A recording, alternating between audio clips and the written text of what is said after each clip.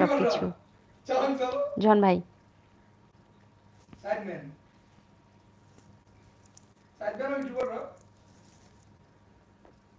হলো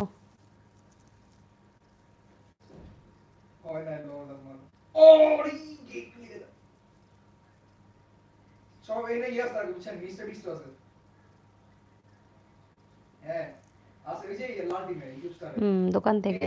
আচ্ছা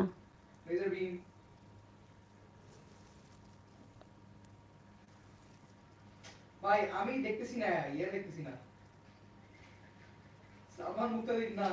খুব একটা ভালো না কেন ভাইয়া? হ্যাঁ ক্যারিমেট দিচ্ছে, ওই ছোট ক্যারিমেট বটুটা ওই যে ওই সাথে ভাই ওই বেবি লাগতেছে ভাই ওর পাশে। ভাই চান্স দেখলাম না কিছু করতে, আমি কিছু দেখলাম না, কিছু করতে না ভাই। কি সমস্যা হয়েছে বলো? এটা চাকরি দেই না চাকরা ভাই দৌড়ে দিছে, চান্সটা দৌড়ে দিছে। ওরে ওরে আমার শুনেছে আটটা না বেশি হয়েছে।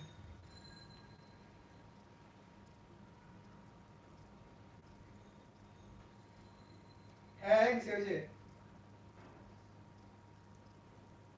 স্যার সুদি আসলো, এটা তো কোনো বিষয় না, বড় ও ব্যবসা ভালো না, যাই হোক শোনো ব্যবসা তো ওটা ভালো মন্দ মিক্সডই থাকবে। একসময় হয়তো এখন টিভি আর চলছে, আবার এই রোজার টাইমটা গেলে আবার দেখবা ঠিকঠাক চলবে ভালো মতো। আর ও মন খারাপ করতে হবে না ভাই, ভেঙে পড়তে হবে না, অবশ্যই ভাই কি উত্থান সব পতন স্কিল থাকবেই, করতেছে কেমন এগুলো তাই না? মন খারাপ করো না। ভাই স্কিল আর পিচ্ছি ভাই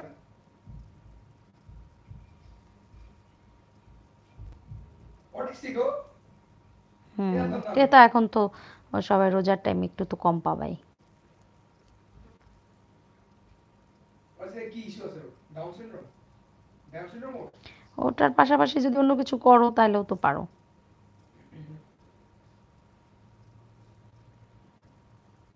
পার্ট টাইম বা কিছু।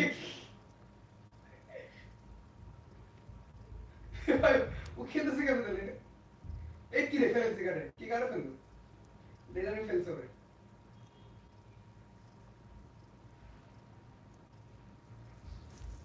মশা মাছি আইছে, বলো কেমন অবস্থা।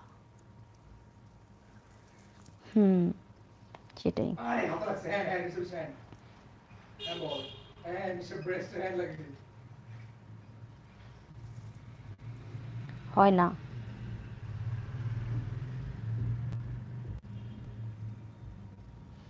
আচ্ছা আমি ৪ জনকে দেখতে পাচ্ছি, বাট নীরব দর্শক। শুধু জোহান ভাই একটু কথা বলতেছে। লাগছে কিউ? কুছ তো বলো।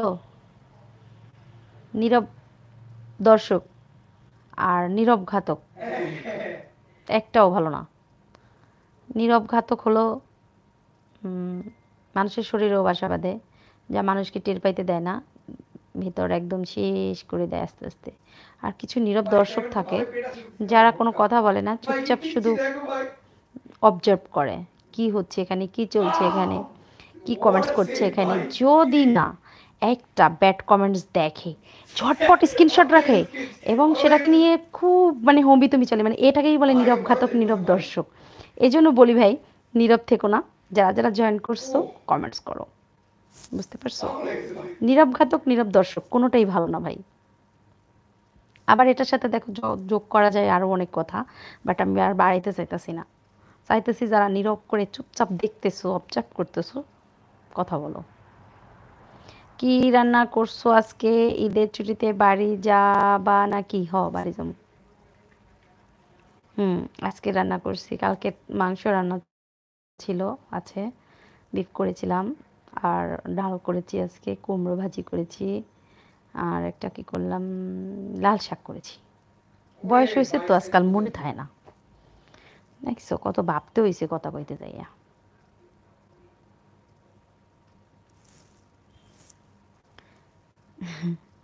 দেখছো নীরব ঘাতক কিন্তু নাই, কমে গেছে, প্রশ্ন করতে পারবে না, ঠিক না?